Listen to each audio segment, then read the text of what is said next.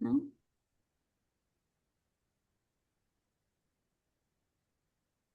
A ver, creo que ya empezó a grabarse. Así que comenzamos. Entonces, un placer tenerte aquí, Leila. En esta ocasión, pues bueno, está con nosotros Leila Alcalde Banet, cofundadora de la Asociación Española de Horticultura y Jardinería Social y Terapéutica y profesional dedicada a promover el uso de la naturaleza, en particular el huerto y el jardín, como herramientas de salud, bienestar e inclusión social. A lo largo de su trayectoria, Leila ha trabajado en diferentes entidades, además de el desarrollo de programas y acciones formativas vinculadas a la horticultura y jardinería social y terapeuta. También ha contribuido a difundir el valor de de las intervenciones basadas en la naturaleza en diferentes contextos comunitarios. En esta ponencia, pues, nos acercará al potencial de la horticultura y la jardinería social y terapéutica como recursos para mejorar la calidad de vida, fortalecer los vínculos sociales y fomentar el bienestar integral de las personas. Así que es un placer enorme, que por segunda vez nos aceptas, ¿no? Compartir con nosotros, público latinoamericano, la experiencia. eh, bueno, yo siempre digo española, pero tú trabajas mucho en Reino Unido, entonces ya nos contarás un poco por dónde te mueves con esta herramienta de la horticultura terapéutica. Y bueno, bienvenida y comenzaríamos contigo. Muchas gracias, Leila. Pues muchas gracias, Helen, y muchas gracias a todas y todos los que estáis aquí hoy. Eh, Aquí ya son las 11 de la noche. Voy a intentar estar lo mayor concentrada posible para ofrecer una buena charla. Y la idea es que voy a enseñaros una presentación, os hablo un poco de mi trayectoria, os hablo también sobre la Asociación Española que he cofundado. Hablaremos un poco de terminología, un poco de historia, de importante que es la base científica en lo que hacemos para ser aceptados en ciertos sectores. Hablaremos de los beneficios que nos aporta la horticultura y la jardinería social y terapéutica y, y terminaremos con una fase de coloquio y de charla para que podamos hablar entre todos. Sí, Lucía. Una Ah, se disculpa, levanta. perdón. No, todavía no tengo ninguna pregunta. Vale, vale. Ya me sorprendía. Vale, pues voy a compartir la pantalla.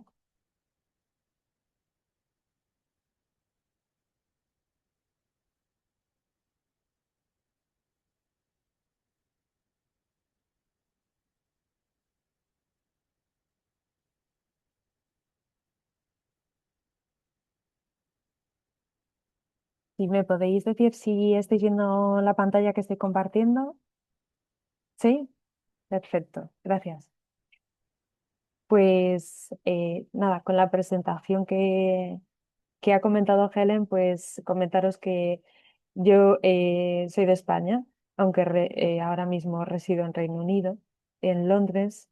Eh, yo me he formado en España como ingeniera agrícola y fue allí donde hice el clic, ¿no? Como muchas veces hablando de esta profesión es como en qué momento hiciste el clic, en qué momento se despertó en ti este interés, ¿no? Yo voy a hablar sobre la horticultura y jardinería social y terapéutica, y luego hablaremos sobre la terminología y entenderemos mejor por qué utilizo esta definición. Em, entonces, a raíz de ese clic, tenía interés en trabajar en este sector y no fue hasta que pasaron casi 10 años, hasta que yo me vine aquí a Reino Unido, donde existía la diplomatura en horticultura y jardinería social y terapéutica en la Universidad de Coventry. Y para mí pues fue una inmersión total porque fue llegar al país, meterme en la universidad y a la vez me pidieron que buscara un sitio donde hacer las prácticas. Y ahí pues empezó todo. Yo venía de un sector, bueno, venía de trabajar en la ingeniería agrícola, más en despacho, en equipos, pero yo nunca había trabajado con personas con diferentes necesidades, una persona con autismo, una persona con síndrome de Down, una persona con una enfermedad mental grave, como puede ser la esquizofrenia. Y todo esto para mí era nuevo, pero lo abracé con muchas ganas y así me dediqué año y medio en Garden Organic a conocer y a cómo trabajar con diferentes colectivos. Fue una de las suertes que tuve, que era un jardín donde se recibían donde se ofrecían diferentes programas. Entonces, en cada día, pues podías trabajar con gente diferente y yo quise beneficiarme de eso e ir varios días y aprender de otra persona que había estudiado 2 años antes que yo en la universidad y que fue un gran apoyo para mí mientras estaba haciendo este curso. Una vez que ya me vi así rodada, digo, bueno, pues será cuestión que ahora ya empiece yo por mi cuenta. Y, y el primer trabajo que tuve en esta profesión fue como ayudante de terapeuta ocupacional, que fue también una experiencia muy estupenda y conocer más. Cuando venimos de la rama verde, a veces nos cuesta más entender, ¿no? La parte más sociosanitaria y como digo, pues para mí fue un gran aprendizaje trabajar como ayudante de terapeuta ocupacional en un hospital psiquiátrico de larga estancia. Era una unidad totalmente masculina. eh, Tenían 30 habitaciones, donde estaba el hospital, se acababa de abrir hace poco. En su momento eran unos 20 pacientes. Pues de esos 20 pacientes tuve la suerte de sentir el poder de esta profesión. Tras 2 años trabajando con ellos, el hecho de que 3 de ellos quis- em, se iban a ir a vivir a otro centro debido a su condición, pero un centro como más enfocado a la inclusión social y ya viviendo más en sociedad, pues que a raíz de venir a mis sesiones, mm, pues fuera como esa palanca, ese escenario donde se produjo que ellos pudieran avanzar y trabajar con ellos mismos utilizando el huerto como su herramienta, ¿no? Y pues gente que trabajé con una persona, por ejemplo, que no tenía experiencia en nada de huerto, le interesaban los pájaros y yo por ahí empecé a tirar del hilo hasta que un día, pasados ya casi un año, le digo, aquí se dice mucho en Reino Unido que tienes los dedos verdes, ¿no? Green fingers. Le digo, ¿tienes los dedos verdes? Y me dice, pues si realmente ves que tengo los dedos verdes es gracias a ti. Y a mí eso pues me llenó mucho. Con el paso de los meses también me hizo sentirme muy a gusto el hecho de saber que iba a irse a vivir a otro hospital y una de las cosas que había pedido es que ese nuevo hospital tuviera un jardín y tuviera un huerto. Y entonces, bueno, esto es un poco el reflejo de que escuchando y entendiendo a las personas y utilizando el huerto como herramienta, pues como digo, pues podemos generar el escenario perfecto para que la gente pueda avanzar en su vida, con, con sus retos, evidentemente, pero nosotros estamos ahí para ayudarles a que puedan progresar. Em, Luego me fui a Alemania un año y ahí tuve la suerte también de dar con gente que había estudiado la misma profesión, tanto en Alemania como en la República Checa. Y junto a ellas, pues trabajé para los servicios sociales en 2 zonas en concreto de Hamburgo, donde había unos edificios donde vivía de carácter social, donde vivía gente pues en situación de asilo, no hablaban el idioma y, y bueno, fue un reto muy curioso, porque si había un lenguaje que era común, eran las plantas. Y cada uno hablando en su idioma, nos entendíamos, pues para gente, eran mucha gente de de Oriente Medio. Entonces el tema de las hierbas aromáticas, sobre todo en la zona aquí del Mediterráneo, pues es un vínculo de unión, porque al final usamos más o menos las mismas hierbas aromáticas y entendíamos cada uno a nuestra manera, aunque no hablásemos el mismo idioma. Algo que nos ayudaba a juntarnos era al final de la acción. de estar unas horas mejorando el jardín justo delante de su casa, donde también teníamos un invernadero, donde íbamos cultivando diferentes frutas y verduras. Pues al final de la jornada lo que hacíamos era preparar a lo mejor pan con los niños para que lo hicieran allí con un palo en el fuego. Bueno, era un enfoque pues más distendido, evidentemente. eh, Era más que nada para ayudarles un poco a trabajar el sentido de pertenencia, el ayudar un poco a mitigar los retos del día a día de vivir en un país que no conoces, de un idioma que no hablas. Y yo ahí empaticé mucho con ellos porque aunque yo ya hablaba el idioma, el país también era nuevo para mí, o sea, la ciudad era nueva para mí. Y bueno, es cierto que ellos venían con una carga muy grande, pero en cierta manera empaticé con ese reto de hablar el idioma y de vivir en un sitio nuevo. Después de ese año yo me regresé para Reino Unido y en los últimos 5 años he estado trabajando con personas con cualquier tipo de discapacidad y un gran grupo de personas, adultos todos, con autismo. Para mí también trabajar con personas con autismo representaba. Yo en el hospital sí que había trabajado con alguna persona con autismo, pero aquí es donde ha sido mi gran escuela. Y la verdad que me siento muy a gusto trabajando con gente con TEA porque entiendo en cierta manera cómo piensan, eh, la rutina, la repetición, todo eso es algo que he visto que les favorece muchísimo, la estimulación sensorial. em, y es algo que yo al principio observo, quizás esta experiencia trabajando con la terapeuta ocupacional de observar primero y ver, y ver dónde podemos dar ese apoyo, eh, ha hecho que yo trabaje de la manera que lo hago. Y esto es lo que hice durante estos 5 años, es observar a la persona, entender a la persona, saber cómo funciona, eh, cómo es su manera de pensar y de procesar la información para yo a partir de eso intervenir y hacer que la persona fuera lo más independientemente posible realizando la tarea. Y también he visto cosas maravillosas y lo he disfrutado muchísimo.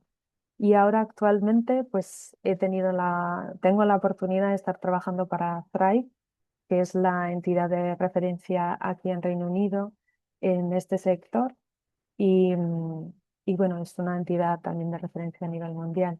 Thrive lleva desde los años 80 trabajando aquí. Em, Tiene 3 sedes. La primera sede no fue en Londres, paradójicamente, sino en una ciudad cercana. Y ahí es que se llama Reading. Y ahí es la sede central. Luego tiene otra sede aquí en Londres y otra en otra ciudad, así también principal, que se llama Birmingham. Y nada, yo ahora lo que me dedico es a dar apoyo a la gente que está dando las sesiones y toda la gestión del espacio para poder que se produzcan estas sesiones. Desde el 2015, os pongo ahí abajo, también me dedico a la divulgación, a la formación, al asesoramiento y a la gestión en la Asociación Española de Horticultura y Jardinería Social y Terapéutica, que me uní con 2 compañeras más de España interesadas en esta profesión o que ya tenían experiencia en esta profesión y formamos la Asociación Española que fue aprobada en el año 2018 y nada, desde entonces pues lo que hemos hecho es, uno de nuestros objetivos es la divulgación, entonces nos dedicamos a la formación, a la divulgación en charlas como la de hoy. Nuestras formaciones lo que nos interesa es que estén en la universidad, entonces estamos trabajando ahora mismo con 2 o 3 universidades porque voy a insistir en esto, en la base científica, en el reconocimiento que es tan necesario para que esta profesión sea reconocida en un futuro.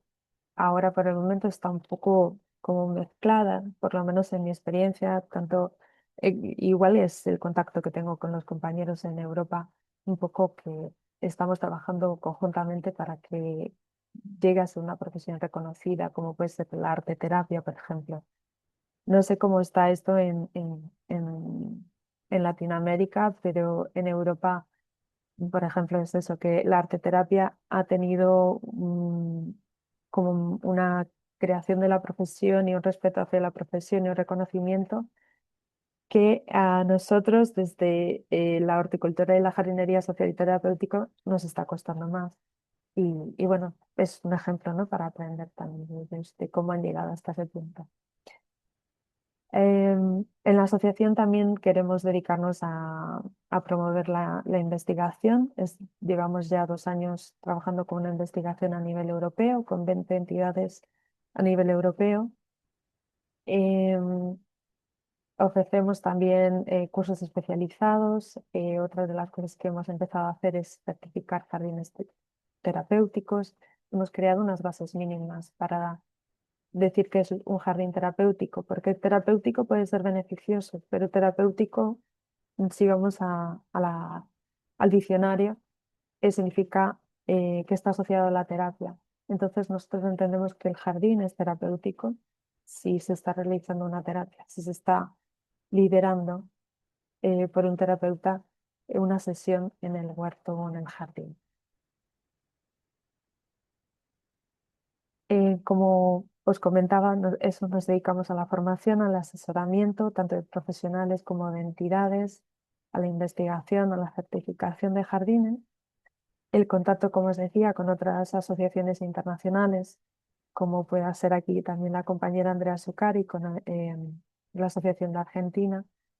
Eh, Estamos muy abiertos siempre a colaborar y a aprender porque es un, somos un nicho de mercado muy pequeño y es muy importante estar unidos y, como digo, y aprender los unos de los otros.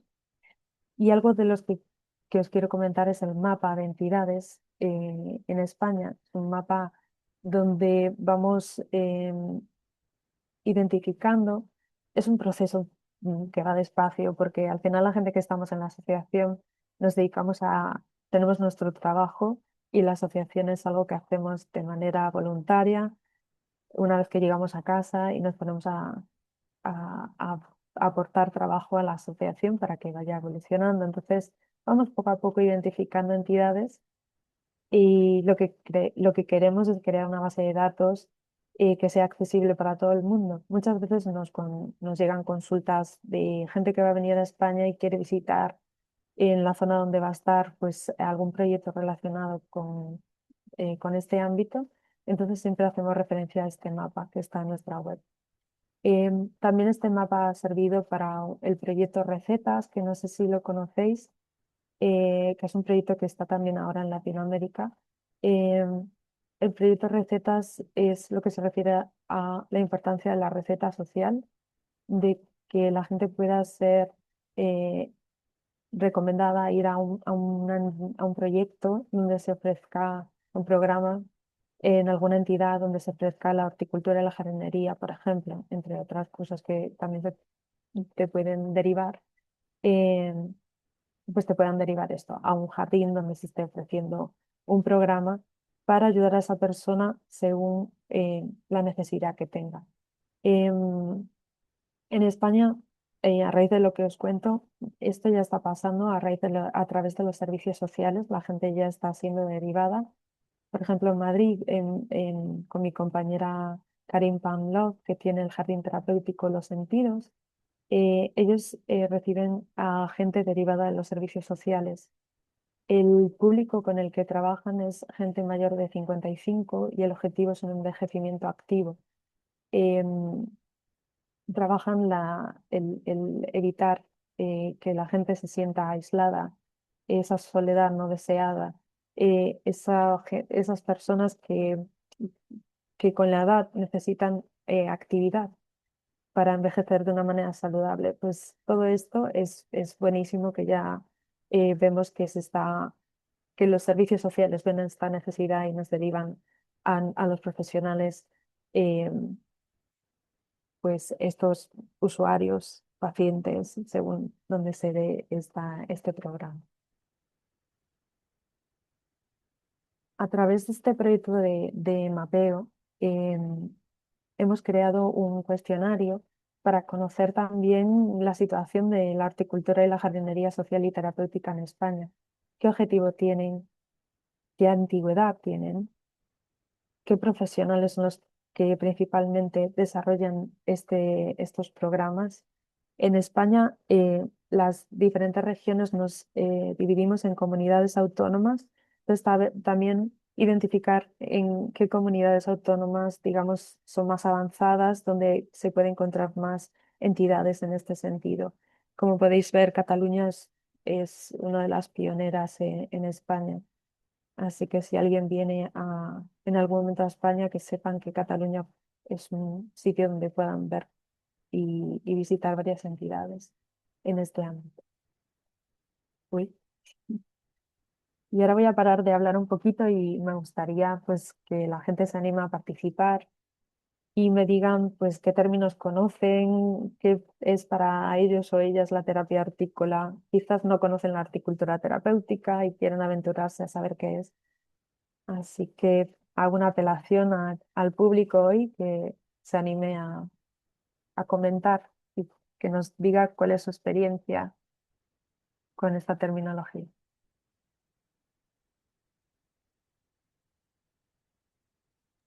A ver quién se anima.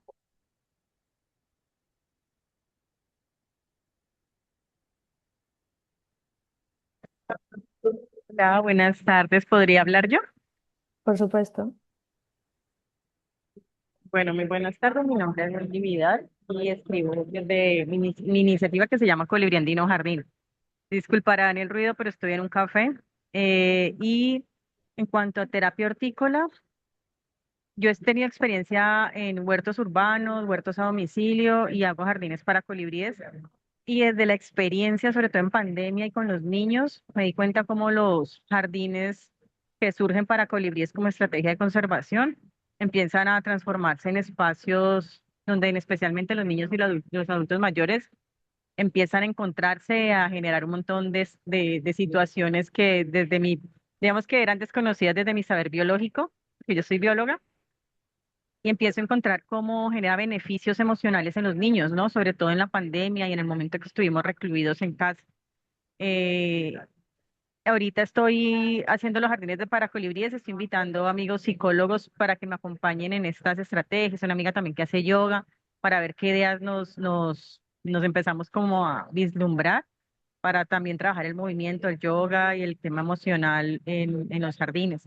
Entonces, no es que conozca el término, pero he vivido la Ujú. experiencia de cómo el jardín, y sobre todo en mi caso en Colombia, el jardín asociado a colibríes, atraer los colibríes de forma sana, genera un montón de beneficios en todas las personas y en todos los lugares donde hemos creado esos espacios, en donde también los hemos hecho aquí en la Universidad del Valle, donde también trabajo, los hemos hecho en barrios, son jardines de muchos años y yo he sentido directamente el beneficio terapéutico de estos espacios. Entonces, desde la horticultura, ya sea el huerto o la jardinería con índole restaurativa en ciudades. Entonces, no tengo una No, está muy definición, bien. más un sentimiento y bueno, eso es lo que quería compartir. Muchas gracias, Wendy. Bere quiere participar. Gracias. No sé si Leila quisiera como comentar o anexar algo a la pregunta de la compañera anterior y yo me espero, o hay que hacer preguntas y yo también me espero. No, no, no. Yo quiero escuchar pues qué es la terapia hortícola para ti y es Ay, un Leila, placer poder saludarte. ay, a mí también, muchísimas gracias, de verdad. Muchas gracias también a Helen por estos espacios que abre, porque hay, creo que mucha necesidad de información. Creo yo que justo aquí en Latinoamérica estamos muy ávidas y creo que también estamos como receptivas, ¿no? A cuando hay este tipo de eventos, pues a estar aquí también lo más atentas posibles y gracias también por esta oportunidad de, pues, empatar los horarios, que no es sencillo, ¿no? No es fácil, sobre todo, pues, por las diferencias horarias y todo. Pues mira, Leila, para mí ha sido como un camino, la terapia hortícola, también un camino de confrontativo, ¿no? O sea, un camino confrontativo conmigo misma y sobre todo pues por el hecho de entender estos conceptos que pues desde hace tiempo he estado como interiorizando. Creo también que es un trabajo propio que hay que hacer y que hay que primero como estar convencidos de que va uno a transmitir algo que uno está creyendo y en algo que uno también pues está dejando como mucha fe, ¿no? Yo así lo veo. Y justo porque digo algo confrontativo, porque no puedes ser terapeuta de alguien o no puedes, o al menos esa es mi opinión muy personal, ¿no? No puedes dar lo que no hay primero en ti. Entonces creo que sí ha sido primero un trabajo personal de, de confrontación conmigo misma, de incluso de desaprender cosas que a lo mejor creía yo por esta formación que a lo mejor en algún momento tuve, desaprenderlas y aprender de qué otra manera se puede llegar, ¿no? A un trabajo terapéutico. Y bueno, esto ha sido también un camino de conocimiento, de exploración, sobre todo también de mucha, pues de mucho autoconocimiento conmigo. Y creo yo que aquí hay ahora, esto no sé si responde o eso es al menos lo que para mí ha sido este camino empapándome de lo que es la terapia hortícola.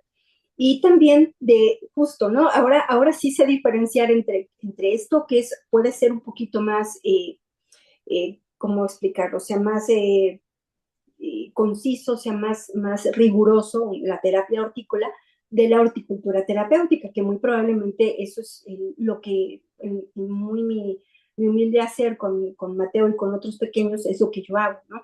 La horticultura de manera terapéutica.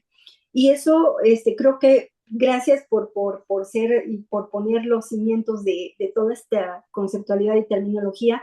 Ahora ya los entiendo, los siento que los puedo aplicar de una manera pues más clara y también yo entenderlo de una manera más clara.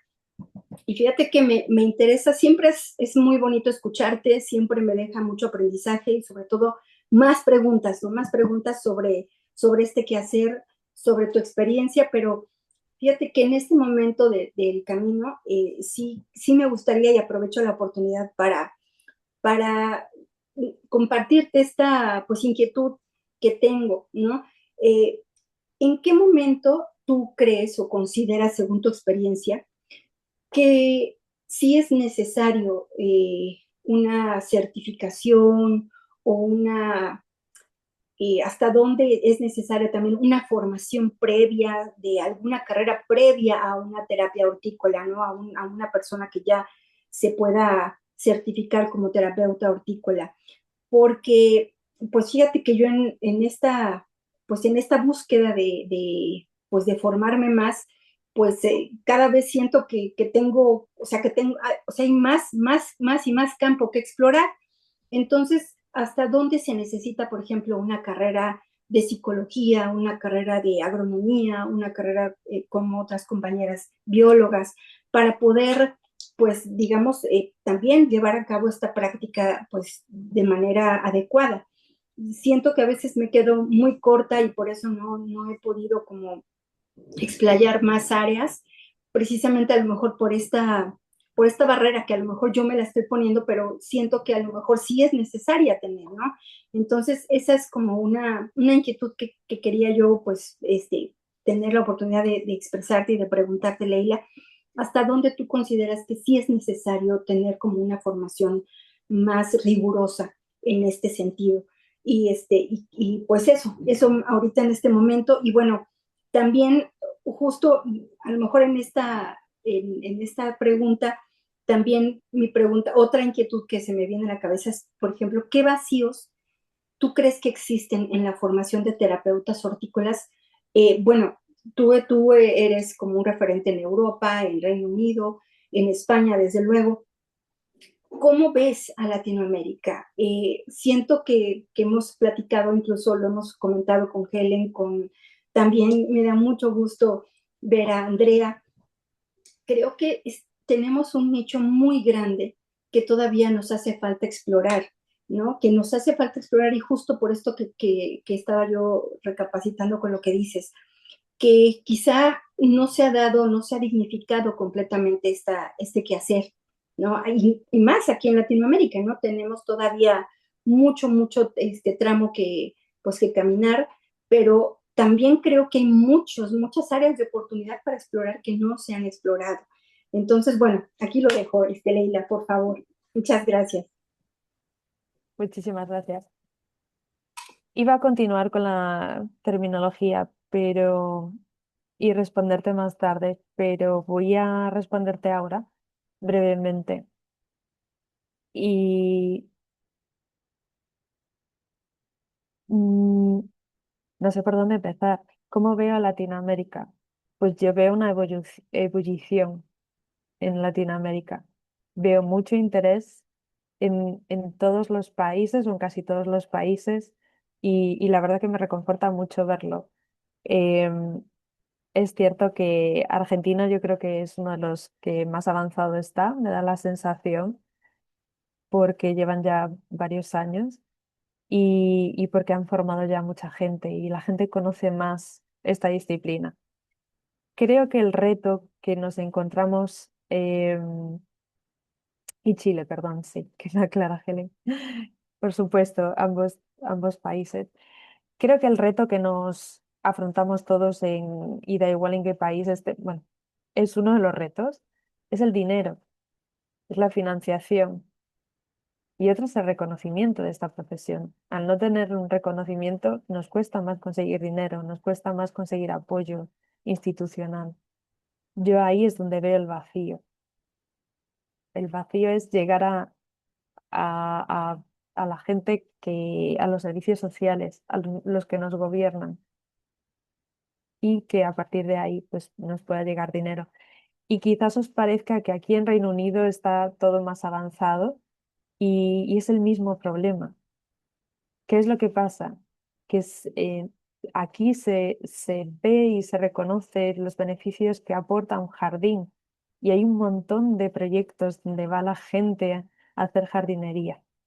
Con este enfoque hay menos, pero por lo menos eso ya es un terreno, digamos, que ya está allanado.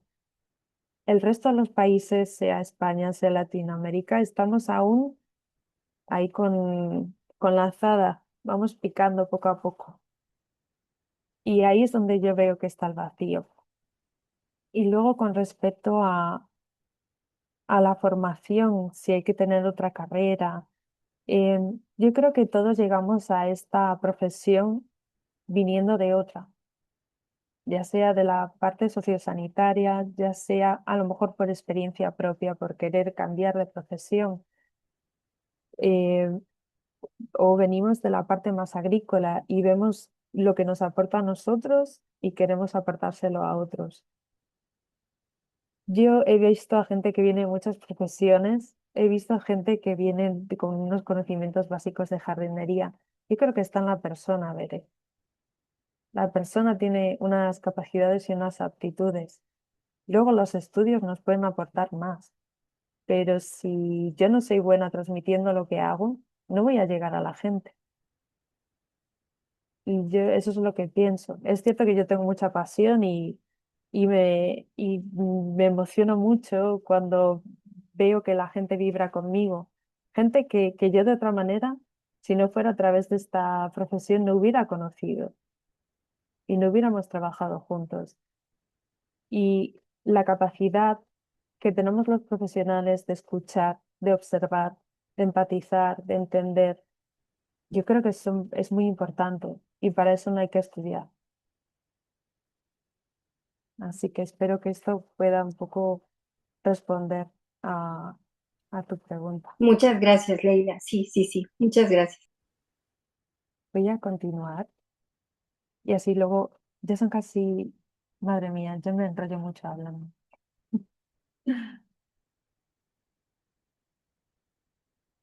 Bueno, yo hoy lo que os quería comentar pues es que en España, como veis, la asociación se llama Horticultura y Jardinería Social y Terapéutica y es porque Cuando yo empecé en esta profesión y empecé a leer, claro, toda la literatura es en inglés, el mundo anglosajón, sobre todo en Estados Unidos, es donde empezó más a definirse esta profesión y la terminología. Entonces a mí me pareció oportuno intentar alinearse en la medida de lo posible con la terminología, aunque nuestra casuística, nuestra idiosincrasia es diferente, pero por lo menos cuando hablamos en estos términos sabemos más o menos ya de lo que hablamos. Y ahora me va. Lo que hemos hecho en la Asociación Española y en nuestra página web lo podréis encontrar es definir la terminología en este sector, porque a nosotros en España nos ayuda a que la gente nos pueda entender. Y cuando digo la gente es tanto eh, entidades, tanto gobierno como sector social, sector de los cuidados. Es muy importante tener definida una terminología. Y explicaros, por ejemplo, que la terapia hortícola es una intervención terapéutica profesional que utiliza actividades relacionadas con las plantas, la jardinería y el cultivo como una herramienta para alcanzar objetivos específicos de la salud y la rehabilitación. Esto forma parte de un plan de tratamiento individualizado y que está dirigido por profesionales formados en esta disciplina. El objetivo puede variar en cada persona, pero habitualmente se busca mejorar las capacidades físicas, cognitivas, emocionales y sociales. Entre ellos se encuentra el aumento de la autonomía, la mejora de la atención, la memoria, la reducción del estrés y la ansiedad, el fortalecimiento de habilidades motoras y la promoción del bienestar general. Ahora hacemos un cambio. Antes hablamos de terapia hortícola, ahora vamos a hablar de horticultura terapéutica. Y dentro de la horticultura terapéutica vamos a diferenciar lo que es el objetivo social y recreacional con el objetivo laboral, de inclusión laboral. Entonces, la horticultura terapéutica con finalidad social y recreacional utiliza las actividades de horticultura y jardinería para promover el bienestar, la participación y la inclusión social de las personas. Esto se realiza habitualmente en grupo, donde se adaptan las necesidades, donde se adaptan las tareas en el jardín a las necesidades e intereses de los participantes, favoreciendo experiencias significativas de contacto con la naturaleza. Es decir, aquí ya no hablamos de terapia, pero sí sabemos que el contacto con la naturaleza es terapéutico, es beneficioso. Y luego, como os comentaba, la horticultura terapéutica con un enfoque de inclusión laboral.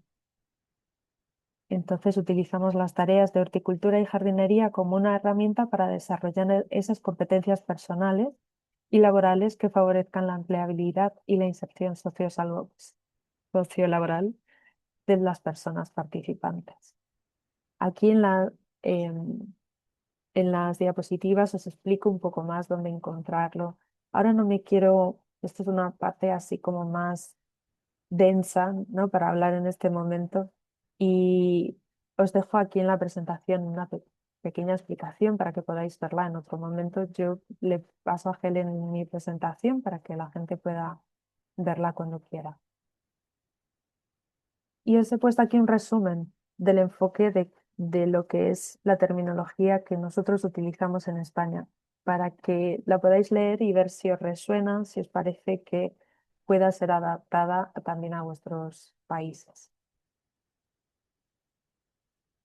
Y aquí os pongo un cuadro que se utiliza eh, para diferenciar qué es la terapia, qué no es terapia, pero sí que promociona la salud y el bienestar de la persona. Y como vemos en la parte de la derecha son las terapias basadas en la naturaleza. Y ahí me consta que ha habido varias intervenciones y creo que hubo una intervención sobre terapia asistida con animales. Y es esta columna de la derecha en verde donde están todas estas terapias. En la columna del medio hablamos de lo que sería la horticultura terapéutica, ¿no? Que como decíamos, se llama más en grupo y que promociona la salud y promociona también el contacto social. Esto lo pongo aquí para que lo tengáis también como una base científica de lo que cómo se está desgranando todo esto, cómo están desgranando todo esto los investigadores, eh, estos en particular de aquí de Reino Unido.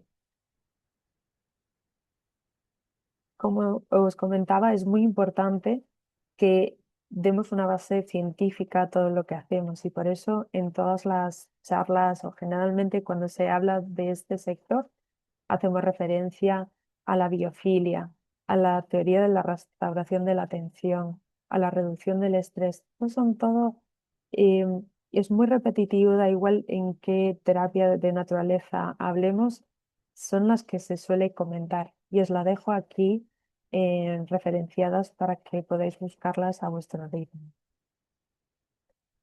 También os cuento un poco en esta presentación de cómo está el tema de la investigación en este sector. Y es que en las últimas décadas la investigación ha experimentado un importante crecimiento a nivel internacional. Estados Unidos ha sido uno de los países pioneros, tanto en el desarrollo como en la generación de evidencia científica sobre sus beneficios para la salud física y mental.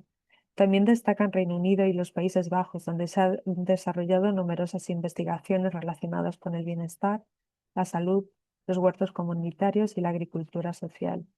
En los países nórdicos, especialmente en Suecia, Noruega y Dinamarca, estos han contribuido significativamente al estudio de los jardines terapéuticos y los entornos restaurativos, mientras que Japón ha sido un referente en la investigación sobre los efectos fisiológicos y psicológicos del contacto con la naturaleza. En Australia y Nueva Zelanda también han impulsado estudios relacionados con la salud comunitaria y el envejecimiento activo. Y en los últimos años, en España y en varios países de Latinoamérica, se han comenzado a desarrollar proyectos de investigación, formación y práctica profesional, contribuyendo a la consolidación de esta disciplina, cada vez más respaldada por la evidencia científica. Os iba a comentar un poco la historia, pero nos queda poco tiempo. Pero más que nada decir que esto no es nuevo, no es algo que haya nacido, que se hayan descubierto los beneficios en los últimos 30 años, sino que ya hablamos de siglos atrás. Hablamos de civilizaciones como la griega, como la persa, la romana. Esto viene ya de muy atrás, ya se reconocía el valor que, que proporcionaba, los beneficios que proporcionaba el contacto con la naturaleza. Y a partir de ahí es una evolución hasta el día de hoy. Dejo por ahí la, la presentación. Yo creo que si os parece bien, voy a terminar mi presentación. Creo que hemos hablado un poco de los beneficios. No sé, Helen, si quieres que me pare un poco en los beneficios o nos vamos directamente a tener un pequeño coloquio. ¿Cómo ves Yo el creo tiempo? que, bueno, tenemos una asistencia importante de terapeutas Sí, hortícolas. vale, Posiblemente ya identifican. eh, y creo que ya has mencionado algunos. Si quieres, podemos avanzar y más adelante, si alguien tiene dudas, pues que nos pregunten, ¿no? de acuerdo.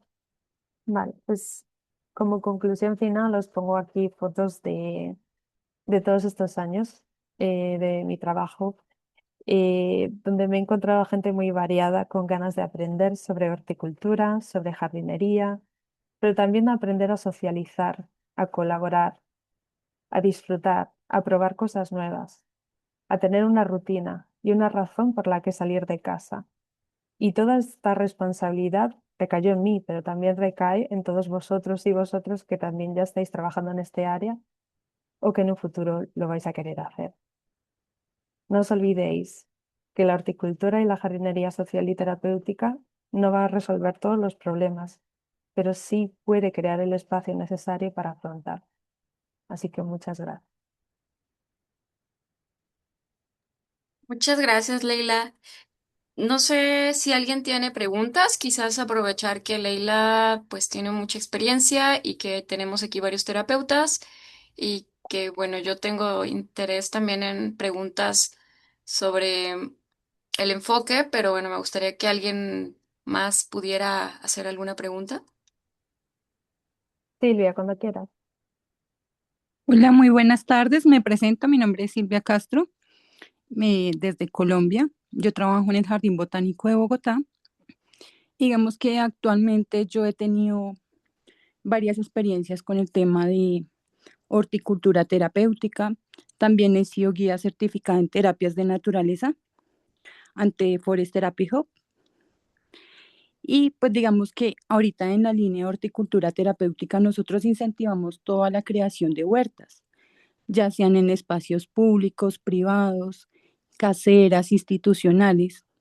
Y de hecho, pues vengo implementando un programa de horticultura terapéutica, donde como esas huertas, pues nos pueden beneficiar. Digamos que yo tengo como cierta experticia en la parte práctica, pero yo no soy ni médica ni tengo el conocimiento tal vez psicológico que se requiere para estudiar a las personas. Y para esto, ¿qué se busca? Se quiere buscar como una alianza directamente con las entidades de salud, con la Secretaría de Salud, donde ellos puedan hacer esas mediciones.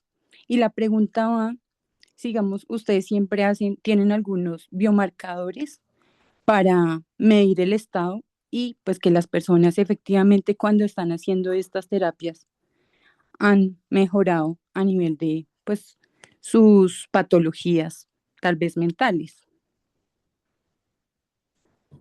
Sí, muchas gracias por tu intervención, Silvia, y enhorabuena por el trabajo que haces. Em, con respecto a qué herramientas utilizar para ver cómo evoluciona la persona, todo depende de qué objetivo queremos medir con ellos. Si lo que queremos medir es un bienestar, pues podemos utilizar una escala de bienestar. Con todo este tema, también nos entrometemos en un mundo que pueda ser el de la psicología o el de la terapia ocupacional, en el que yo no tengo los conocimientos de cómo utilizar a lo mejor esa escala de valor. Entonces hay que formarse para saber utilizarlo.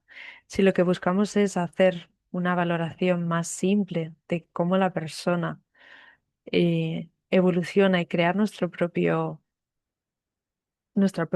herramienta, eso también es posible. Muchas veces yo ahora mismo donde estoy trabajando, las herramientas de medición que utilizamos están basadas en el señor dinero, en los que nos financian. ¿Qué es los resultados? ¿Cuáles son los resultados que quieren ver? Y eso es lo que medimos, además de trabajar los objetivos individuales con los usuarios. Entonces, a la hora de utilizar una escala concreta, va en función de lo que queremos medir y también de lo que nos imponen medir. No sé si, Silvia, esto puede responder un poco a tu pregunta. Sí, sí, señora, completamente la respondes. Y digamos que nosotros lo que buscamos es como reducir los niveles de estrés y ansiedad, entendiendo pues que ahorita es como la enfermedad más evolucionada o más evidente en estos momentos por las diferentes dinámicas en las que está el ser humano y también pues esa falta de conexión con el entorno natural, porque ahorita pues todo es concreto, cemento y se ha alterado la estructura inicial del territorio. Entonces eso es lo que busca, como reducir o ese es como el objetivo que tenemos, empezar a reducir esos niveles de estrés y ansiedad en las personas. Y digamos, tú hablabas al inicio también de que usaban mucho las plantas aromáticas. Entonces, no sé si de pronto dentro de tu experiencia hay ya algunas plantas aromáticas identificadas que también al tenerlas, al sentir su aroma o tal vez hacer una aromática también ayudan a bajar toda esta sintomología. En mi experiencia, depende de cada persona, cómo conectemos con cada planta aromática. Porque, por ejemplo, he trabajado con gente que no puede ver la lavanda o no puede ver el cilantro. O hay ciertas plantas aromáticas no les gustan. Entonces, yo creo que hay un poco la del beneficio, y este es un punto de vista mío personal, es cómo es si esa planta conecta con la persona y a partir de ahí podemos trabajar con ella, porque si no, no tiene sentido que trabajemos con una planta que no le gusta.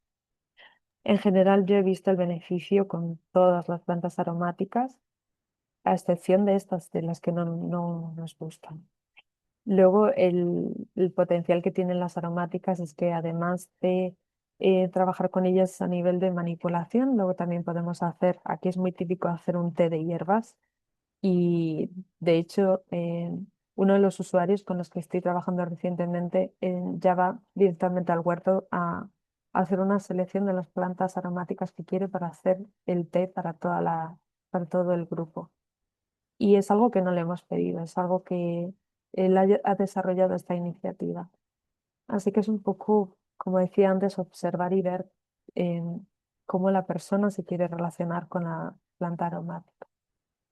Por otro lado, decirte que existe una escala que mide el bienestar, em, que puedo pasarle también a Helen y que la puede compartir. Es una escala que yo he visto que está adaptada a diferentes idiomas y la hay en español, por si lo quisieras mirar. Super, Leila, muchísimas gracias. De nada. Está Wendy y Sí, después quisiera darle continuidad a una pregunta que me sale sobre lo que Silvia nos comenta. Ok, de Wendy, acuerdo. adelante. Gracias. Ustedes hablaron de la certificación de jardines terapéuticos. Me pregunto, ¿cómo es un terapéutico o qué criterios debe tener para entrar como dentro de este criterio como de ser un jardín terapéutico? Pues es el sentido común. ¿Qué es lo que tiene que tener un jardín terapéutico? Lo primero, como decía, tiene que ser un espacio donde se desarrolle un programa de terapia hortícola. Lo segundo es que sea universalmente accesible. Lo tercero es que tenga la vegetación interesante durante todo el año y que esté relacionada con el espacio, con el entorno. El ejemplo que siempre suelo poner es no tiene sentido que en nuestro jardín terapéutico tengamos un arce que es típico en Japón y a lo mejor no es típico en nuestra zona. Si queremos trabajar el sentido de pertenencia, esa vegetación tiene que ser reconocida por los usuarios. Como te digo, que haya un interés durante todo el año, que no sea un jardín que sea eh, monótono, que tenga diferentes colores, diferentes texturas, que nos pueda aportar interés para poder ofrecer ahí la terapia. Y, y creo que nada más. Los criterios son muy simples. Por Cuando supuesto, un buen hablaron, mantenimiento. okay. Y cuando hablaron de esta certificación, o sea, no entendí, o sea, ¿hay como alguna forma de certificar estos espacios como Sí. terapéuticos? O sea, sí, o sea, me causa mucha curiosidad cómo se puede llegar a esta certificación y por parte de quién se daría. Ujú. Esto de momento solo lo estamos realizando en España, por las razones que de repente todos los jardines eran terapéuticos y creímos en la necesidad de, como decía al principio, de poner la terminología a disposición de la gente para entender estos conceptos. Y cuando hablamos de un espacio terapéutico, podemos hablar que un espacio es beneficioso. Y si queremos hablar de un espacio donde se realiza la terapia y diferenciarlo con respecto al trabajo que hacemos, por esto es que hemos realizado esta certificación. Como digo, es todo sentido común. No hemos puesto ningún criterio que sea difícil de alcanzar. Y lo que hacemos es ir a visitar el espacio, tomar fotos y utilizamos un cuestionario que hemos elaborado a raíz de investigaciones en Estados Unidos, sobre todo en este área. Y una vez vamos a visitarlo con ese cuestionario, luego lo presentamos a un tribunal interno que tenemos de gente especializada en este sector que determina y da una valoración al espacio. Y a partir de ahí lo que hacemos es darle un reconocimiento a ese espacio para darle un valor añadido. Te agradezco mucho. Ya para finalizar lo que decían de la escala de bienestar, eh, se puede encontrar en algún lugar como para mirarla, de qué trata, o sea, me da mucha curiosidad cómo se mide ese bienestar. Bueno, uno es de la biología, como que uno no alcanza a dilucidar eso cómo se hace, por eso me he estado hablando con un compañero psicólogo que pues él sí entiende estas, no son mediciones, sino él habla de de otra palabra, no me acuerdo si es diagnóstico, ¿no? No, no es medición como tanto en ciencia, sino que es otra palabra. Entonces me gustaría mucho ver esa escala de bienestar que contiene. Y bueno, te agradezco mucho por tus aportes. Como decía, se lo voy a pasar a Helen el enlace para que podáis ver esta escala. Es una escala fácil de entender con respecto a otras escalas de medición, que como decía, son más complicadas. Yo no tengo esos conocimientos. Para eso entiendo que ya están los psicólogos y los terapeutas ocupacionales, por ejemplo. Porque creo que es Muchas, muy importante, perdona, y quiero resaltarlo aquí. em, Nosotros no venimos a competir, venimos con un terapeuta, con un psicólogo, nosotros venimos a complementar el trabajo que hacen ellos. sí. Perdona, Helen. No, está bien. Es que quería, antes de darle la palabra a Carola, leerte algo que escribió Cecilia. Pregunta si este tipo de terapia es proporcionada por el sector público o privado y también si has tenido alguna experiencia en el ámbito educativo, principalmente en niños pequeños. Y después, hay una pregunta sobre trabajar con autismo. Si quieres, esta la dejamos para después, porque aquí está Bere, que ya participó, pero que también es mamá de un niño autista y que ha trabajado huertos.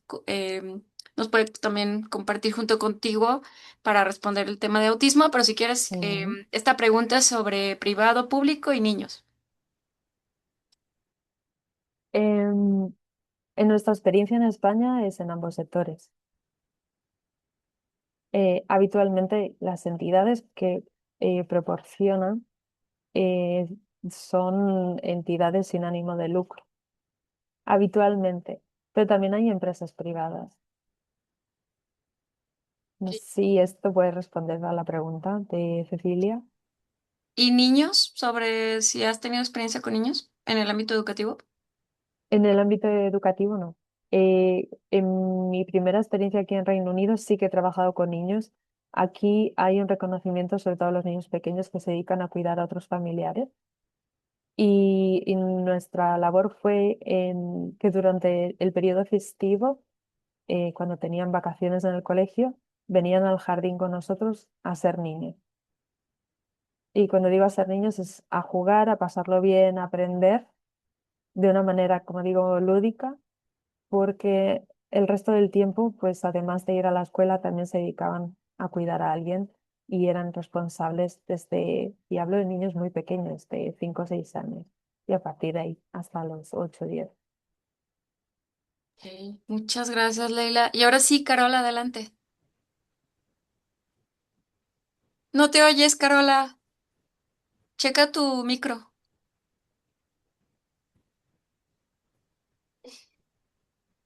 No. Eh, Si no, sí, escribe en el chat, va, escribe tu pregunta en el chat. Y si quieres, mientras respondemos a la de trabajar con personas con autismo. va, adelante. ¿Voy yo primero o veré?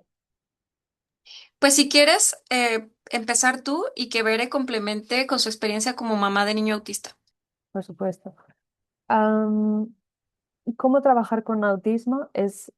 Creo que lo principal es, yo hice una pequeña formación que se llama Entendiendo el Autismo aquí en Reino Unido. Por suerte era gratuita y lo que me ayudó es a entender a cómo apoyar a una persona con autismo. Eh, entonces, hay que trabajar el punto de vista de que la información tiene que estar disponible, saber la estructura del día. Por ejemplo, las sesiones donde yo trabajaba antes eran de 10 a 3 de la tarde. Entonces, distribuir el horario con lo que va a pasar a cada momento. Imagínate, de 10 a 11 nos sentábamos y hablábamos de cómo nos iba la semana, de cualquier cosa que había pasado. A veces iniciar una conversación es muy difícil. Lo que teníamos era un dado con diferentes preguntas. Pues, ¿qué has desayunado? ¿Qué has visto en la tele recientemente? Un poco un tema más distendido para proporcionar lo que es la parte social. Luego, de 10 a 11, nos íbamos al jardín y yo ahí les explicaba, ya durante la reunión les explicaba los trabajos que íbamos a realizar, y cuando llegábamos al jardín distribuía los trabajos también por el interés y la capacidad de cada persona. Y es una estructura del día, no voy a continuar, pero bueno, os hacéis una idea, ¿no? Para que ellos supieran lo que esperar.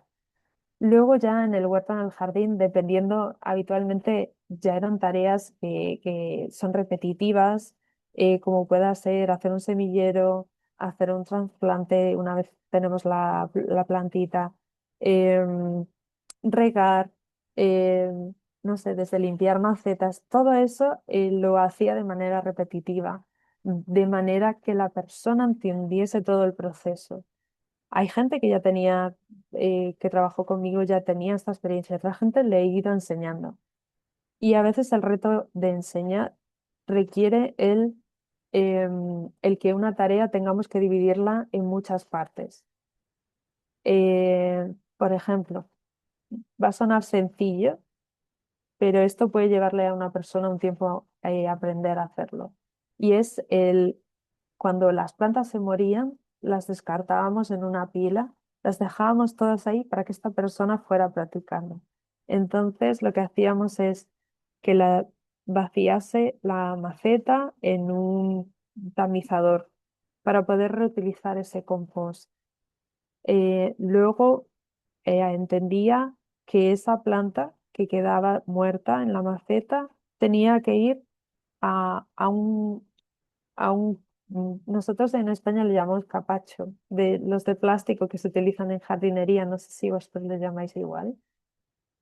Eso iba, digamos, a un contenedor. El resto de tierra que había en la maceta iba a otro contenedor.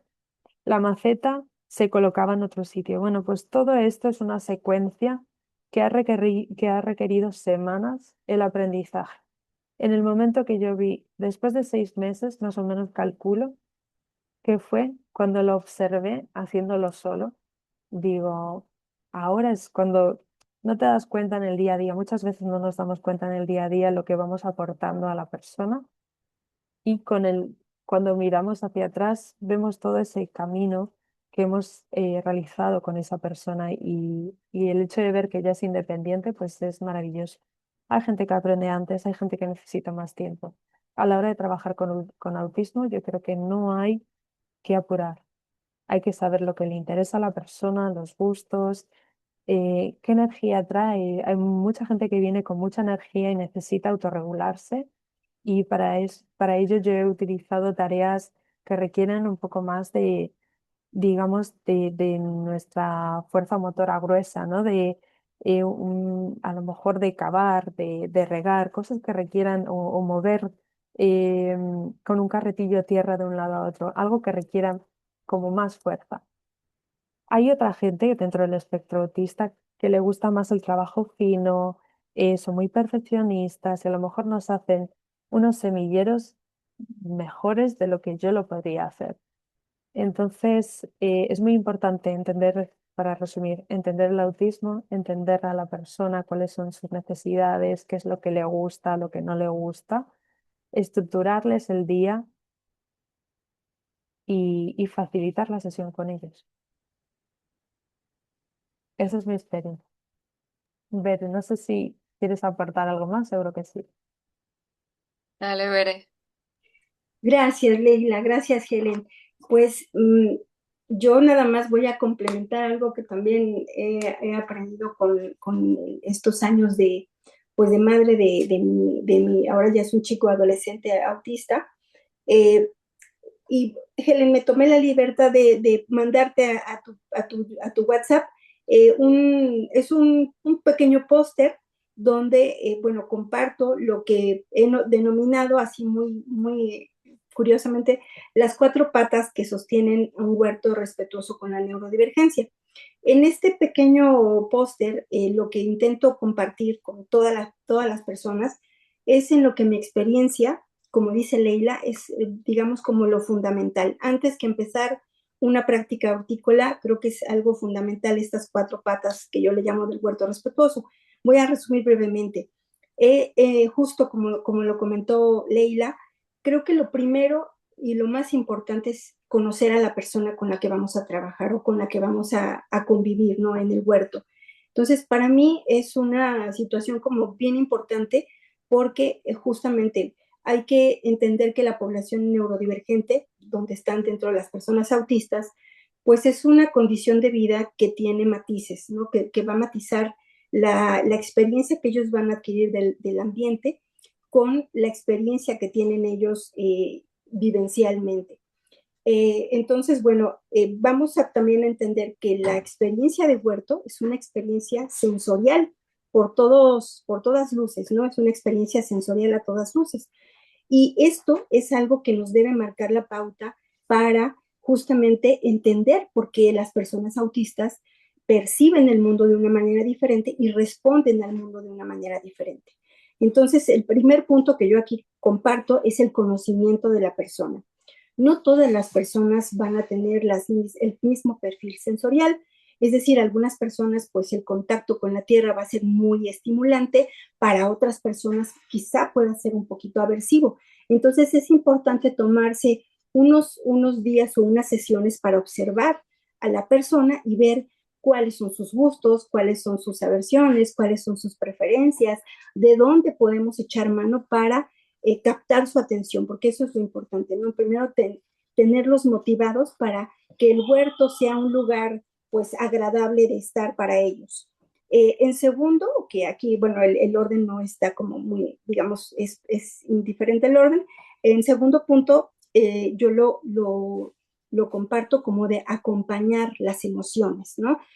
Toda conducta que vayamos a observar en una persona autista no necesariamente es una crisis. Una conducta nos está comunicando algo. Puede ser que a lo mejor algo le molestó, algo lo estimuló demasiado, alguna actividad no fue de su agrado, para él se percibe un olor de una manera distinta, más intenso. Entonces, entender que esa emoción viene o tiene un componente comunicativo es muy importante para la persona que está acompañando la actividad de huerto, porque no todo se traduce como una crisis. Esa conducta o esa emoción que estamos observando tiene por detrás un efecto comunicativo, ¿no? Algo nos está queriendo comunicar y es importante que nosotros agucemos pues la mirada y los sentidos para entender de dónde viene esa conducta y poder encauzarla de una manera pues adecuada, ¿no? Quizá muchas veces, por ejemplo, estamos forzando o queriendo que el niño, mira, toca la tierra, se siente muy bien la tierra húmeda, la tierra mojada, y el niño detona en un llanto, en una conducta que a lo mejor no es la que nosotros esperábamos, pero esta comunicación, esta emoción que está teniendo, nos está diciendo algo, ¿no? Entonces, ahí es el segundo punto donde yo lo comparto como algo importante de acompañar esa emoción y entender de dónde viene, o sea, cuál es la raíz de esa emoción. El tercer punto, que es el apoyo a la comunicación. No todas las personas autistas son hablantes. Muchas personas autistas, de hecho, tienen una barrera importante en la comunicación. Entonces, pues entender que a lo mejor un balbuceo, una ecolalia, nos va a querer también comunicar algo. Entonces, apoyar la comunicación, incluso el huerto es un facilitador muy importante para poder también estimular la comunicación oral cuando las personas no tienen la comunicación oral y también entender que, bueno, podemos apoyarnos de pictogramas, de sistemas alternativos de comunicación, ya sean de alta tecnología o baja tecnología, para que nuestra actividad en el huerto sea más llevadera. Y también lo que comentaba Leila, de la estructura y organización, eso es bien importante. Las personas dentro del espectro autista eh, tienen una manera de percibir el mundo muy, muy particular, ¿no? Para ellos es importante que sepan cuándo comienza una actividad y cuándo va a terminar, porque ellos no tienen como esta percepción del tiempo de, bueno, ahorita ya termina esta actividad y pues ya terminando ya me puedo ir a jugar, ¿no? Ellos necesitan saber dónde empieza, qué voy a hacer, cómo lo voy a hacer, cuándo lo voy a hacer y cuándo voy a terminar de hacer esta actividad. Entonces, el uso de agendas o apoyos visuales también facilita mucho nuestro trabajo en huerto. Con mate, generalmente tenemos, antes que no teníamos el comunicador, le ponía yo unas agendas visuales sobre con 4 pasos qué es lo que íbamos a hacer. Vamos a sembrar. Entonces, primero rellenamos el semillero, como mencionaba Leila. Después, colocamos la semilla. Después, llenamos con más tierrita el semillero y después regamos nuestra planta. Entonces, esto era una agenda visual que son pasos muy cortos, muy sencillos, pero a Mateo le permitían tener una referencia de qué es lo que iba a hacer, cuándo iba a empezar y cuándo iba a terminar esta actividad. Entonces, bueno, así como a grosso modo, para no perder el hilo, puedo comentar como estos 4 puntos importantes de cómo es que se puede trabajar con la comunidad autista, con personas autistas, si entendemos que su percepción del mundo y su percepción de una actividad es diferente. Gracias, Helen. Gracias, Leila. No, Esto es no, también mucho de aprendizaje de ustedes. Muchas, muchas gracias. me encanta Muchísimas porque gracias. Una pregunta, ¿puedo compartir esta hoja cuando voy a Por su... regresarles a todos los que estuvieron en esta sesión el material que Leila nos propuso? Ujú. Y este material que nos está compartiendo Bere, que se me hace muy puntual y bueno, de buena fuente, porque Bere ha trabajado ya muchos años. Muchas gracias. Este, Gracias a ustedes. Quería añadir algo a lo que dice Bere, de mi experiencia propia, de estando en la actividad, estando realizando una de las tareas. Con uno de los usuarios con TEA yo utilizaba un temporizador en el que pones una cuenta atrás y es como un reloj visual. Esta en concreto era como cuando lo ponías en la hora se veía una parte roja y esa parte roja poco a poco se iba haciendo más pequeña porque era constante. ¿Cuándo terminamos? ¿Cuándo terminamos? ¿Cuándo vamos a comer? Y es eso, el apoyo para entender cómo va a funcionar, porque el concepto del tiempo puede no tenerlo.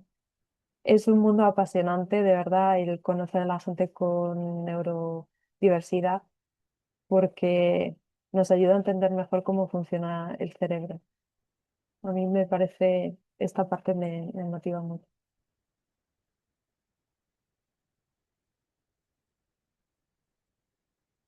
bien, no sé si hay alguien más que quiera compartir, pero digo, hablando de autismo, ya que estamos en esto, ya hace varios años que tenemos un espacio que hemos conservado en una escuela de niños con capacidades diferentes.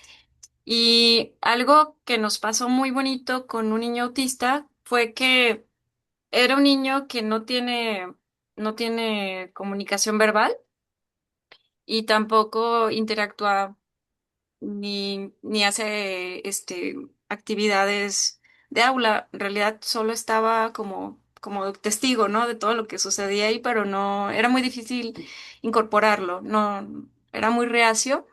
Y fue para nosotros muy sorprendente que no participaba en las actividades del huerto porque era de un salón distinto al que teníamos en ese momento trabajando, pero siempre cuando se hacía la actividad del huerto el niño se acercaba y observaba a lo lejos.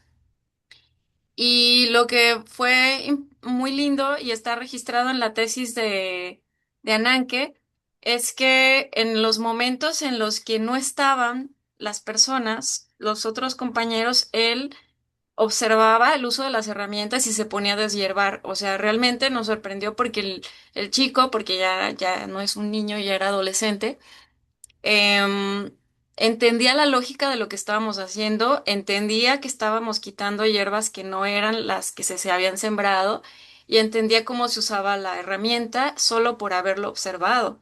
Y lo hacía cuando se sentía cómodo, que era cuando no había nadie. Entonces, descubrirlo fue muy interesante. Ese niño no estaba dentro de la investigación de Ananke, pero lo puso como un caso y entrevistó a la maestra y hizo una pequeña indagación para registrarlo, porque fue algo que nos sorprendió gratamente y creo que fue uno de los elementos que permitieron que el huerto se posicionara mejor en la institución porque justo pues eran los niños más difíciles, ¿no? Como los que pues a veces ni siquiera los maestros los incorporan mucho porque tienen otros más niños con posibilidades de hacer más actividades, entonces estos niños quedan como rezagados y no porque el maestro no quisiera, sino porque realmente están arrebasados del trabajo que tienen con otros niños y haber observado cómo es como estar atentos si el niño se presenta y se para es porque hay un interés. Y es como observar qué actitudes tienen los niños al momento de estar trabajando en el huerto, porque ahí tenemos un mensaje de que quizás no en ese momento va a incorporarse, pero el hecho de que esté allí observando significa muchísimo. Entonces es como ir buscando la manera de cómo a él le gustaría incorporarse al huerto con esas capacidades que tiene y a veces ellos solitos lo marcan, ¿no? Y es como dejarle las herramientas y irse a ver qué pasa. O sea, como explorar distintas estrategias para que aflore esa capacidad y ese interés que nos muestra solo por estar ahí presente, ¿no? Bueno, eso yo agregaría por la experiencia que tuvimos, que fue un caso muy lindo y que quien guste también le puedo, compartir esta tesis, que es la segunda tesis de este tipo que hicimos aquí en la Universidad de Guadalajara. No sé si alguien más quiera comentar algo. Hay más comentarios. Voy a leer lo que nos dice. Bueno, alguien pide material para trabajar con autismo. Creo que lo que nos comparte Bere, se los hago llegar. También nos escribe Joana. Dice, em, creería que quizás los beneficios más de lo socioemocional son más estudiados, pero aquellos desde lo físico creo que sí o sí, para quienes somos en el ámbito de la medicina, debemos hacer equipo, perdón, para poder medir esas mejoras y poder reflejarlas. Desde mi experiencia donde llevaba adelante taller de huerta en un hogar geriátrico, me daba cuenta de cuestiones de mejora en la motricidad que eran muy relevantes, pero al no estar en el taller, sistemáticamente no podía reflejar el resultado de ese indicador. No sé si quieres decir algo, Leila, porque por acá preguntamos de los materiales y tengo este libro que es como una de las Biblias. Esta es una y esta es la otra, ¿no? Que como bien Sí, dices, pues son materiales en inglés, pero aquí vienen algunas guías de observación y no sé si quieres tú que seguramente a ver si me manejas da. estas herramientas, Yo nos tengo el tercero. compartas. Ah, mira. Que nos compartas algunas de las herramientas que vienen en este libro que tú, o estos libros que tú hayas aplicado para esto que dice de registro, ¿no? Em, yo lo que las que he aplicado vienen dadas por lo que la entidad quiere valorar. No he tenido, digamos que hay una serie por ejemplo, donde he trabajado en los últimos 5 años, hemos utilizado una escala que se llama estrella. Y esa escala se puede utilizar por diferentes profesionales, desde profesores. Yo creo que es una escala aquí en Reino Unido. Hay la escala para los profesores, para los que son enfermeros. Eh, Te puedo buscar también y te la mando. No sé si estará en abierto, pero te puedo mandar la referencia sobre qué tipo de escala es. Y entonces ahí lo que medíamos, por ejemplo, pues eran diferentes esferas de la persona, eran 8 áreas diferentes de la persona, desde la socialización al aprendizaje, a no recuerdo ahora todas las escalas. Y yo lo que hacía con eso era crear mi propia. Lo que hice con los usuarios es crear un sistema como de percepción en el que asignábamos entre 2 y 3 objetivos. Si el objetivo que la persona tenía o la carencia que nosotros como profesionales observábamos era el tema a nivel, es bastante común, el tema de la interacción social, el de hacer amigos, ¿no? Muchas veces te decían, yo quiero hacer amigos. Eh, Nosotros lo que hacíamos era a través del huerto del jardín favorecer esa interacción social. Entonces, al terminar la sesión, hacíamos un pequeño resumen, hablábamos sobre la tarea del huerto que habíamos hecho y luego visitábamos los objetivos. Y entonces pensábamos, por ejemplo, hoy he hecho una tarea con algún compañero, entonces tenían que pensar. Y pasan muchas horas y a veces no se acuerdan de lo que habían hecho por la mañana y es como, acuérdate que hicimos esto. Entonces ellos de repente se acordaban que sí que habían colaborado con un compañero, entonces lo íbamos reflejando en ese resumen de autopercepción. Y eso nos ayudó pues a ir viendo, ayudarles a ellos a entender qué significaba ese objetivo porque ellos querían hacer amigos. Y entonces, ¿cómo estamos haciendo estos amigos? Pues a raíz de que has ayudado a esta persona a llevar no sé, a cosechar los tomates. Lo que decía, a ver, identificar las emociones, pues también aquí ayudarle a identificar cómo trabajamos la socialización. Ujú. Genial. Muchas gracias. Hay otro comentario más. Sí, bueno, Carola pregunta si vamos a compartir lo que nos compartió Bere, el material. Y bueno, esto es comentario de Bere, dice, en muchos espacios latinoamericanos los huertos nacen del esfuerzo de las familias, organizaciones comunitarias o colectivos educativos. Desde su experiencia en Reino Unido, ¿qué pasos consideras fundamentales para que estas iniciativas comunitarias puedan evolucionar para ser programas terapéuticos reconocidos y sostenibles? Aquí también nacen un poco con esa motivación, la verdad. Muchas son entidades sin ánimo de lucro que puedan ser creadas por familiares, no sé, por ejemplo, la entidad donde yo trabajaba lleva 50 años establecida esa entidad y sabían que el huerto era algo importante dentro de los programas que ellos ofrecían.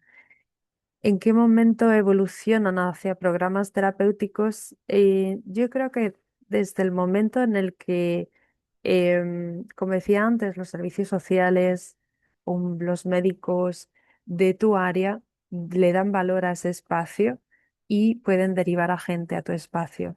Ahí es cuando entiendo que ya se empieza a conectar y se empieza a dar más valor a lo que tú ofreces.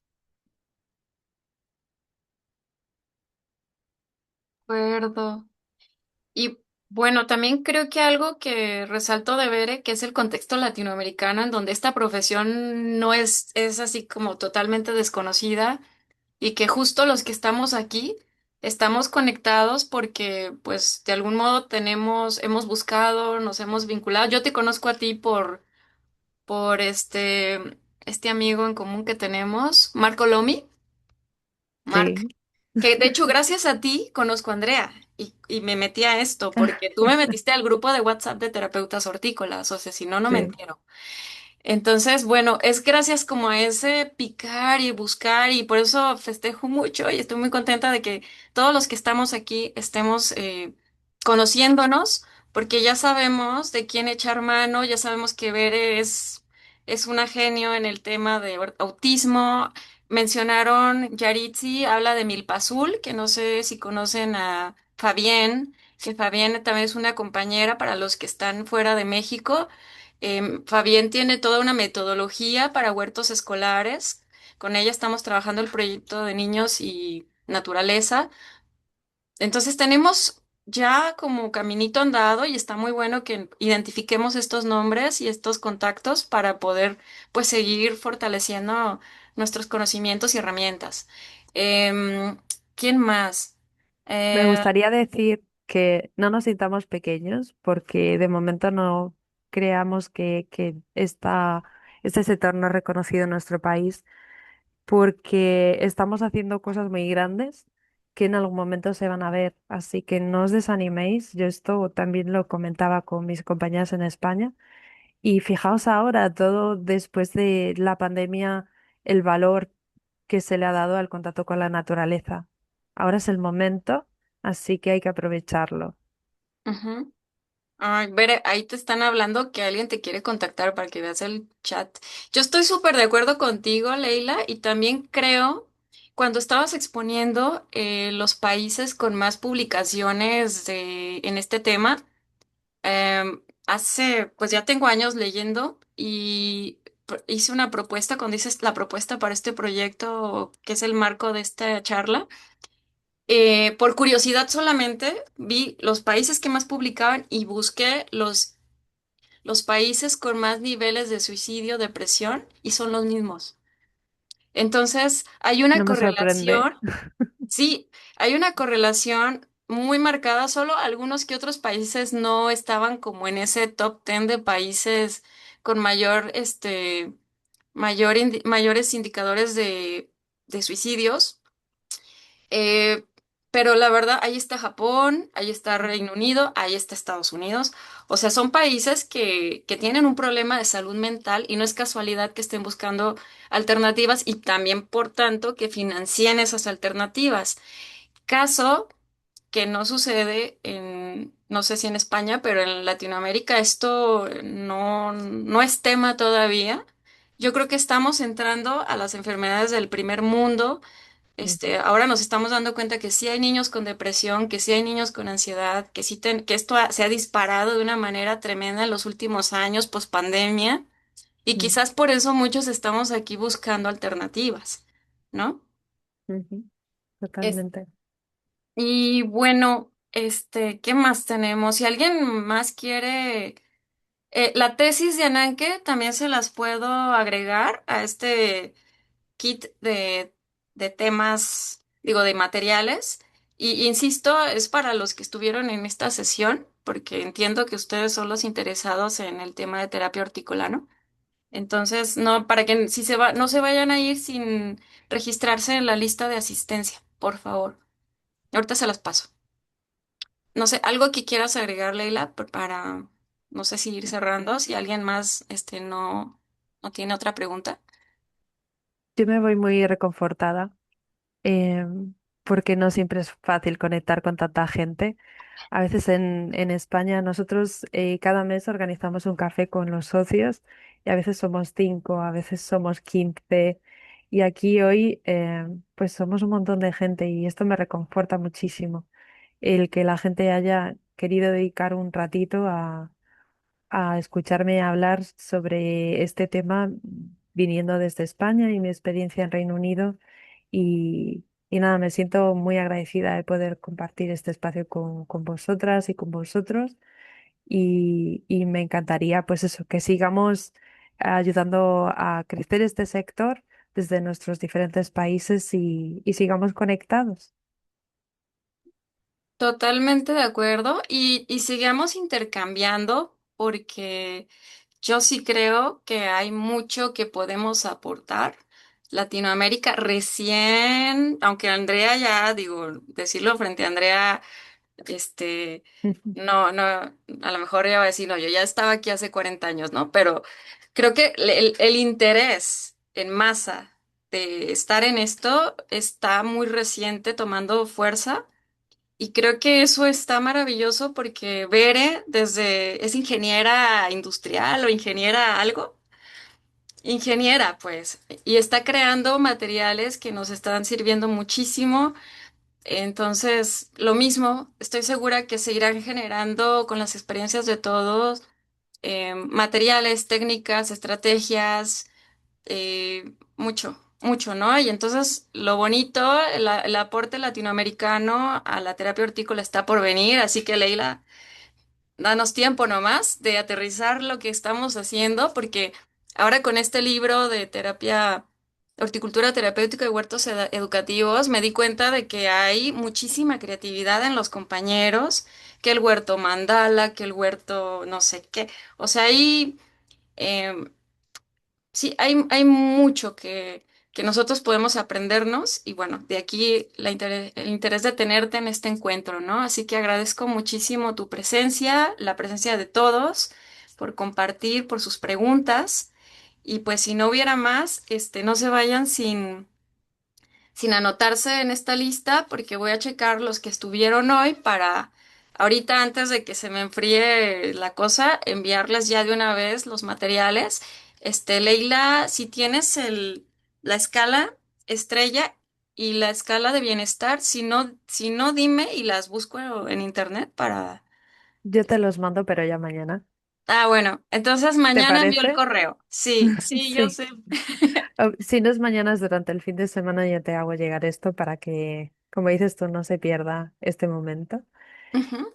Y, y nada, me quiero despedir diciendo, porque esto es algo que utilizamos con mis compañeras con las que yo comparte y creé la asociación, es que nosotros somos naturaleza y avanzamos al ritmo de la naturaleza. Como decías antes, Helen, danos tiempo. El tiempo lo dictará nuestra naturaleza. O sea que con el tiempo veremos, por supuesto, esto solo va en progresión. Totalmente. Pues muchísimas gracias. Gracias a Y todos. solo recordarles que nuestra última charla es el próximo viernes. Tenemos la terapia con caballos con Candy Rodríguez, que es, si la buscan, si la googlean, van a encontrar una charla TED muy linda que ella hace sobre este tema. Digo, si la quieren ir introduciendo. Y pues va a ser muy rico también, estar a tiempo para que también no las hagamos empezar tarde por los horarios con los que ellas se están conectando. Y pues aquí nos vemos el próximo viernes. Misma hora, mismo canal. Bueno, voy a parar la grabación.